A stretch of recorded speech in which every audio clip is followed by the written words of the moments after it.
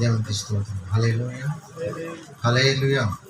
దేవుడు నామనుకున్నాను. ఇప్పుడు మీ అందరికీ కూడా గడిచిన వారం అంతా కాచి భద్రం చేసి దేవుడు మరి యొక్క నెల మొదటి ఆదివారం దేవుడు మనకి ఇచ్చాడు. రెండు చేతుల పైకి స్తోత్రం చేద్దాం. హల్లెలూయా. వాక్యంలోకి వెళ్దాం. ఇర్మీయా గ్రంథం 31వ అధ్యాయం 3వ వాక్యం చూసుకున్నాం. చాలా కాలం క్రిందట యెహోవా నాకు ప్రత్యక్షమై ఇట్లా నేను శాశ్వతమైన ప్రేమతో నేను నిన్ను ప్రేమించున్నాను గనుక విడువక నీ ఎడల కృప చూపుచున్నాను. చిన్న ప్రార్థన చేసుకున్నాను. పరిశుద్ధుడా, ప్రేమగల తండ్రి, నీకే వందనాలు.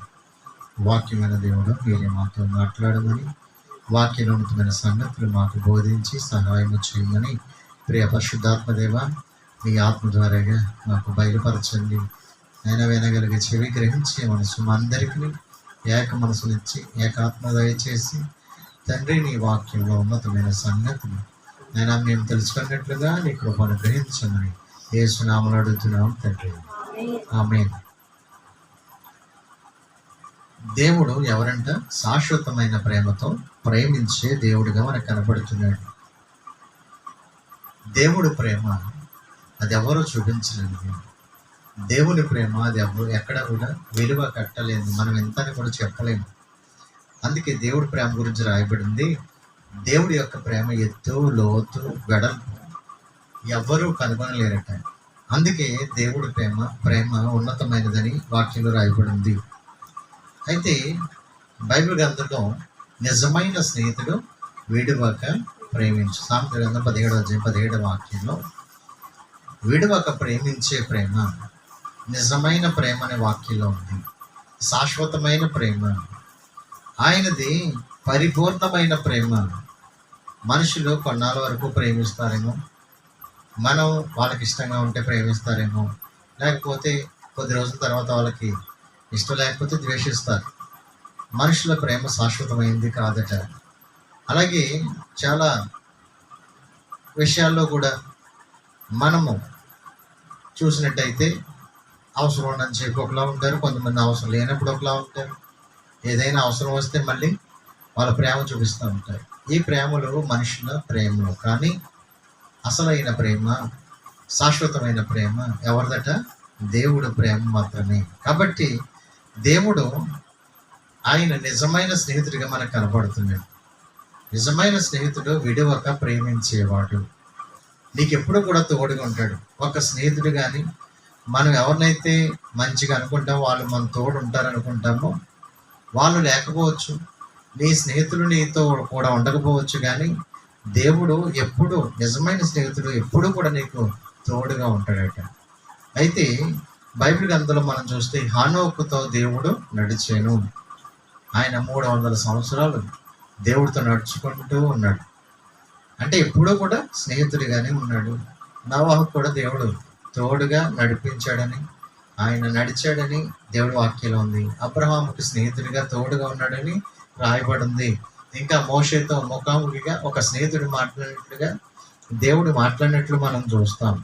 అయితే దేవుడు తోడుగా ఉండాలంటే, దేవుడు స్నేహితుడిగా ఉండాలంటే, దేవుడు మనల్ని ప్రేమించాలంటే ఏం చేయాలి? మనం ఏ విధంగా ఉండాలి అనే వాక్యం సెలవిస్తుందంటే సమూయేలు మొదటి గ్రంథం 18వ అధ్యాయం 14వ వాక్యం చదువుతాం. సమూయేలు మొదటి గ్రంథం 18వ అధ్యాయం 14వ వాక్యం. మరియు దావీదు సమస్త విషయములలో సుబుద్ధి కలిగి ప్రవర్తింపగా యెహోవా అతనికి తోడుగా ఉండెను. చూడండి, దావీదట సమస్త విషయములందు సుబుద్ధి కలిగి ప్రవర్తింపగా దేవుడు అతనికి తోడుగా ఉన్నాడు. యెహోవా అతనికి తోడుగా ఉండెను. దావీదు సమస్త విషయాల్లో, అంటే ఒక దాంట్లో కాదు, అన్నింటిలో కూడా సుబుద్ధి అంటే అర్థం ఏంటి? మంచి బుద్ధి. ఆ సుబుద్ధి కలిగి ఉన్నాడు. అక్కడ అందరికీ మేలు చేశాడు, అందరికీ సంతోషకరమైన సహాయం చేశాడు. కానీ అక్కడ అందరూ కూడా దావీదుని కొనియాడుతుంటే దావీదుకి 10,000 కొలది సౌలుకి వేల కొలది అని పాడినప్పుడు సౌలుకి ఏమొచ్చింది? సుబుద్ధికి వ్యతిరేకం ఏంటి? దుర్బుద్ధి. సౌలుకి ఏమొచ్చిందంటే దుర్బుద్ధి వచ్చింది. ఈ సుబుద్ధి, దుర్బుద్ధి చాలా వ్యతిరేకమైనది. కొంతమంది మనం ఎదుగుతుంటే తట్టుకోలేరు, మనం మంచిగా ఉంటే తట్టుకోలేరు. వాళ్ళకి ఏమొస్తుందంటే సుబుద్ధి పోయి దుర్బుద్ధి అనేది వస్తూ ఉంటుంది. మనల్ని చూడలేరు, కానీ దేవుడు, నువ్వు సుబుద్ధి కలిగి ఉంటే దేవుడు చూస్తాడు. హల్లెలూయా. కాబట్టి దావీదు ఎక్కడికి వెళ్ళంట, తల్లిదండ్రులు తోడుగా లేరు, తన స్నేహితులు తోడుగా లేరు, తను ఎవరినైతే మంచి వాళ్ళు అనుకున్నాడో, స్నేహితులు అనుకున్నాడో, వాళ్ళు ఎవ్వరు కూడా లేరు. కానీ ఎవరు తోడుగా ఉన్నారట? దేవుడే స్నేహితుడిగా, బంధువుగా అతనికి తోడుగా ఉన్నట్టుగా మనం చూస్తాం. దేవుని తోడు శాశ్వతమైనది. వాక్యంలో సెలవిస్తా ఉన్నాడు, దేవుడు దావీదు దగ్గర ఎంతమంది ఉన్నా కానీ దేవుడు దావీదుకి తోడుగా ఉన్నట్టుగా మనం చూస్తాం. హల్లెలూయా. ఎందుకు దేవుడు తోడుగా ఉన్నాడంటే, ఆయన ఈరోజు ఆయన తోడుగా లేకపోతే మనం ఇక్కడ ఉండేవాళ్ళమా? అసలు ఎన్ని యాక్సిడెంట్స్, ఎన్ని ప్రమాదాలు, ఎన్ని వ్యాధుల నుంచి దేవుడు తప్పించాడు. దేవుడు ఎవరంట? తోడుగా ఉండే దేవుడు. ఇమ్మానుయేల్ అని దేవుడు వాక్యంలో రాయబడి ఉంది. ఎన్నో పరిస్థితుల్లో, ఎన్నో యాక్సిడెంట్లు, నాకైతే నిజంగా ఎన్ని అపాయకరమైన పరిస్థితుల్లో దేవుడు కాపాడి సంరక్షించాడు. దేవుడు మనకి తోడుగా ఉంటాడు. ఇంకా దేవుడు ఎవరికి తోడుగా ఉంటారంటే, సామెతల గ్రంథం 3వ అధ్యాయం 32వ వాక్యం చదువుతాం. యథార్థవంతులకైనా తోడుగా ఉంటాడని వాక్యం రాయబడింది. యథార్థవంతులకు ఆయన తోడుగా ఉంటాడు. యథార్థత అంటే ఏంటి? కొంతమంది చూడండి, వేషధారణ ఉంటుంది. యథార్థత అంటే అర్థం ఏంటంటే లోపల బయట ఒకేలాగా ఉంటాం. కొంతమంది లోపల ఒక మాట పెట్టుకుని బయట ఒక మాట మాట్లాడుతూ ఉంటారు. మనుషుల్ని మెప్పించడానికి ఉంటారు. లేకపోతే దాన్ని మన జీవితంలో మనం మామూలుగా చెప్పుకోవాలంటే నటన జీవితం. నటన దేవుడి దగ్గర పనిచేయదు. దేవుడు ఎప్పుడూ నీతో ఉన్నాడు, నీతోనే ఉన్నాడు. ఆయన హృదయాలను చూసే దేవుడే. మనుషులు ముఖాలు చూడొచ్చు, కానీ దేవుడు ఎవరంట? హృదయాలను చూసే దేవుడని వాక్యంలో రాయబడి ఉంది. దేవుడు దావీదుకి ఎందుకు తోడుగునంటే, దావీదు యథార్థపరుడై ఉన్నాడు. సమూయేలు గ్రంథం 2వ సమూయేలు గ్రంథం 22వ అధ్యాయం 24వ వాక్యంలో,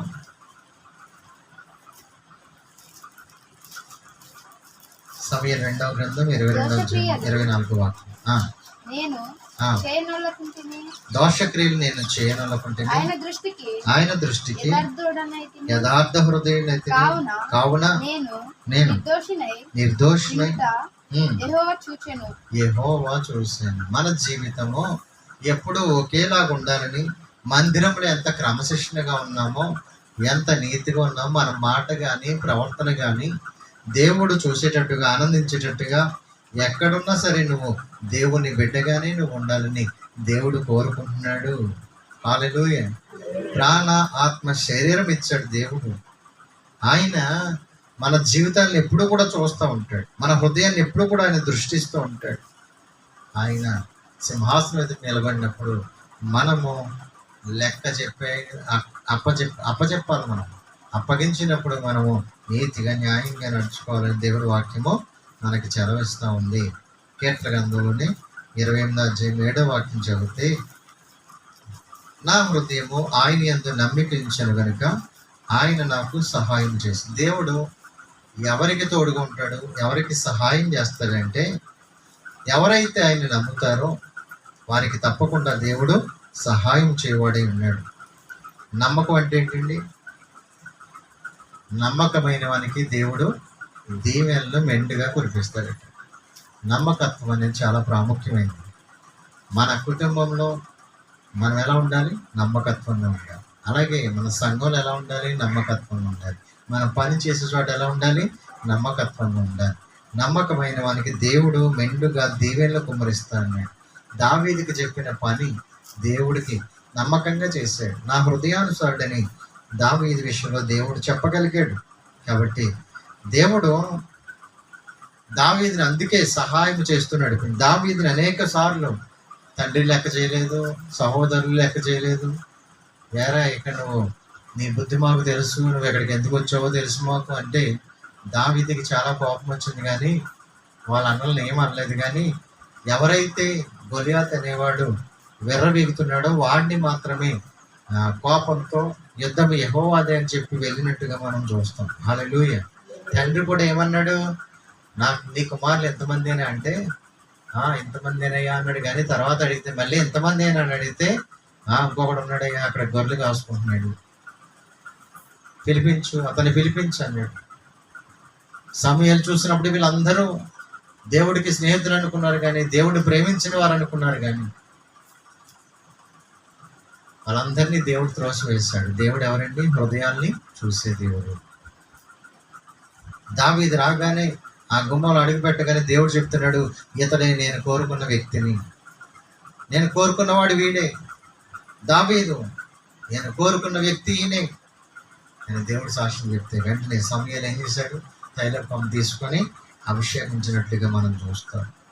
దేవుడు సహాయం చేసేవాడు. దేవుడు దావీదు ఎక్కడికి వెళ్ళినా సరే ఎన్నో ఆపదల నుంచి, ఇబ్బందుల నుంచి, కష్టం నుంచి తప్పించాడు. అపొస్తలుల కార్యాల గ్రంథం 26వ అధ్యాయం 22వ వాక్యం చూడండి. అపొస్తలుల కార్యాల గ్రంథం 26వ అధ్యాయం 22వ వాక్యం చూస్తే, దేవుని వలన సహాయం వలన నేటి వరకు నిలిచి ఉన్నాను. ఆయనను దేవుని వలనైన సహాయం వలన సహాయం పొంది నేటి వరకు నిలిచి ఉన్నాను. ఇవాళ మనం నిల్చున్నామంటే దేవుడు సహాయం వల్లే. ఇవాళ ఇలా బ్రతుకున్నామంటే దేవుడు సహాయం వల్లే. ఎన్నో అనారోగ్యాలు, ఎన్నో ప్రమాదకరమైన విషయాలు, ఆర్థిక ఇబ్బందులు, అప్పులు, సమస్యలు, ఏదైతే మనము ఇబ్బంది పడ్డామో వాటన్నిటిలో నుంచి ఆయనే నిజమైన స్నేహితుడిగా తోడై ఉన్నాడు. పౌలు గారికి అనేక శ్రమలు వచ్చినాయి, శోధనలు వచ్చినాయి, ఇబ్బందులు వచ్చినాయి. కపట స్నేహితులు ఉన్నారు, కపట సహోదరులు ఉన్నారు. వాళ్ళ స్నేహితులను నమ్మితే మోసపోయాడు. దేవుని నమ్మి మోసపోలేదు, కానీ మనుషులు నమ్మితే మనం ఏమవుతామండి? మోసపోతాం. కాబట్టి దేవుడే నమ్మదగిన స్నేహితుడిగా ఉన్నాడు. కాబట్టి యుద్ధానికి వెళ్ళినప్పుడు ఎక్కడికి వెళ్ళినా దావీదు దేవుడు తోడుగా ఉన్నట్టుగా మనం చూస్తాం. హల్లెలూయా. కాబట్టి సింహం వచ్చినా, ఎలుగుబంటి వచ్చినా దేవుడు సహాయం చేశాడు. కాబట్టి బాలి నుంచి దావీదును కాపాడుకుంటూ దేవుడు వచ్చాడు. కాబట్టి ఈ యొక్క పునరుద్ధాన దినం రోజు మనము దేవుడికి సుబుద్ధి కలిగి ఉంటే మనకి దేవుడు తోడుగా ఉంటాడు, సహాయం చేస్తాడు. యుద్ధానికి వెళ్ళేటప్పుడు కూడా ఎవరిని ఆశ్రయించలేదు. అతనికి యోవాబు ఉన్నాడు సైన్యాధిపతి, ఇంకా అభిషేక్ ఉన్నాడు, చాలా మంది ఉన్నారు, కానీ ఎవరిని నమ్మలేదు, దేవుణ్ణి నమ్మి. ఆయనకున్న సౌలుకున్న వస్త్రాలు వేసాడు, వాటిని నమ్మలేదు, దేవుణ్ణి నమ్ముకున్నాడు. కనుక అతనికి సహాయం కలిగింది. హల్లెలూయా. కాబట్టి దేవుడు కాచి భద్రం చేసి దావీదు వెళ్ళిన చోట్లలో దేవుడు సహాయం చేస్తూ నడిపించాడు. ఇంకా వాక్యంలో చూస్తే సమూయేలు 2వ గ్రంథం 22వ అధ్యాయం 3వ వాక్యం చూస్తే దావీదు ఎక్కడికి వెళ్ళినా సరే దేవుడు రక్షించాడట. నా దుర్గము నేను ఆయన్ని ఆశ్రయించుదును, నా కేడము నా రక్షణ శృంగం, నా ఉన్నత దుర్గము నా ఆశ్రయస్థానము, ఆయనే నాకు రక్షకుడు, బలాత్కారం నుండి బలాత్కారం చేసే వారి నుండి రక్షించేవాడవో నీవే. నన్ను బలాత్కారుల చేతిలో నుండి రక్షించేవాడు, విడిపించేవాడు, నన్ను కాపాడేవాడు ప్రభువా. నీవు ఉంటే నాకు ఊరంతా, గ్రామం అంతా ఎక్కువైనా 1000 మంది నీ మీదకి వచ్చిన లోకమంతా ఉపక్కుంది. దేవుడు నీకు రక్షిస్తే నిన్ను ఎవ్వరు కూడా ఆపలేదు. దేవుడు నీకు తోడగింటే ఏ ప్రమాదం నుంచి కూడా దేవుడు నిన్ను తప్పిస్తాడు. హల్లెలూయా. కాబట్టి ఈ మనుషులు ప్రేమించడం కంటే ఎక్కువ ద్వేషించే వాళ్ళే ఉంటారు, కానీ దేవుడు ఎవరంటే రక్షించుటకు శక్తిమంతుడు. ఆయన ఈ లోకానికి మనం రక్షించడానికి వచ్చాడు, నిజమైన స్నేహితుడిగా వచ్చాడు. పాపంలో శాపంలో నలిగిపోతున్న మనల్ని ఆయన ప్రాణం పెట్టి రక్షించడానికి నిజమైన స్నేహితుడు విడవక ప్రేమిస్తాడని, దుర్దశుడు వాడు సహోదరిగా ఉంటాడని, నిజమైన స్నేహితుడు తన స్నేహితుని కోసం ప్రాణం పెడతాడని వాక్యంలో రాయబడినట్లుగానే యేసయ్య మన కోసం తన ప్రాణం పెట్టి రక్షించిన దేవుడుగా మనకు కనపడుతున్నాడు. హల్లెలూయా. ఆయన నిజమైన స్నేహితుడు. ఇదిగో ఆయన పునరుద్ధానమై మూడో దినాన్ని తిరిగి లేచి ఇదిగో యుగ సమాప్తి వరకు సదాకాలం మీతో కూడా ఉన్నానన్నాడు. ఎప్పుడూ నిన్ను విడిచేవాడు కాదు, నేను రక్షించడానికి తోడుగా ఉండే దేవుడు. సమూయేలు మొదటి గ్రంథంలోని 23వ అధ్యాయం 14వ వాక్యంలో దేవుడు సౌలు చేతికి అప్పగించలేదట. అక్కడ రాయబడింది వాక్యంలో, అయితే దావీదు అరణ్యంలో కొండ స్థలములో జీపు అనే అరణ్యమున ఒక పర్వతమందున నివాసము చేయుచుండెను. సౌలు అనుదినం అతనిని వెతికిన దావీదును వెతికినను దేవుడు సౌలు చేతికి అతన్ని అప్పగించలేదు. చూడండి, మనల్ని దేవుడు దావీదుని సౌలు చేతికి అప్పగించలేదు నిలనట్టుగానే మనల్ని కూడా రోగం చేతికి కానీ దేని చేతికి కానీ సమస్యల చేతికి కానీ అప్పగించడు. దేవుడు అప్పగించేవాడు కాదు. మరణం పక్కనే ఉన్న, మరణము ఎదురుగా ఉన్న సౌలు చేతిలో దావీదుని రక్షించినట్లుగా దేవుడు మనల్ని రక్షిస్తూ ఉన్నాడు. కాబట్టి మనం ఎప్పుడూ కూడా దేవునికి కృతజ్ఞులై దేవుడు చేసిన మేలు తలంచుకుంటూ దేవుడికి ఆయన రక్షించే ప్రభువా అని దావీదు ఎలాగైతే దేవుణ్ణి కొనియాడాడో, నా ప్రాణం యెహోవాను సన్నిధించు, ఆయన చేసిన ఉపకారంలో దేనిని మరువకని దేవుణ్ణి కొనియాడాడో, స్తుతించాడో, ప్రాణంతో చెప్పుకున్నాడో, మన జీవితకాలం అంతా కూడా ఆయన చేసిన మేలులో ఏదీ మర్చిపో. మంచి స్నేహితుడు, నిజమైన స్నేహితుడు. ఆయన సమరయుడిగా వచ్చి ఎరుగకపోతున్న వ్యక్తిని, దొంగల చేతిలో చిక్కుబడిన వ్యక్తిని ఎలాగైతే రక్షించాడో, నిన్ను నన్ను కూడా సాతాను చేతిలో నుంచి రక్షించి నీకు నాకు కావాల్సిన అవసరతలు తీర్చి నిన్ను నన్ను ఉన్నత స్థానంలో రక్షణ ఇచ్చి నిలబెట్టాడు. ఆయనకి ఏమి ఇచ్చి కూడా రుణము తీర్చుకోలేము. దావీదు అక్కడి నుంచి ఎదరికి వెళ్ళిన తర్వాత యోనాతాను కనపడ్డాడు. యోనాతాను చెప్తున్నాడు, నీవు మహారాజు అవుతాను, నువ్వు రాజు అయ్యే ఛాన్స్ ఉంది నీకు. అందుకే నా తండ్రి నేను చంపడానికి వచ్చాడు. కాబట్టి దావీదు ఎవరండి? యోనాతాను ఎవరు? సౌలు కుమారుడు ఎవరు? యోనాతాను. యోనాతానికి అసలు రాజ్యం రావాలి, సౌలు తర్వాత రాజుగా అవ్వాలి.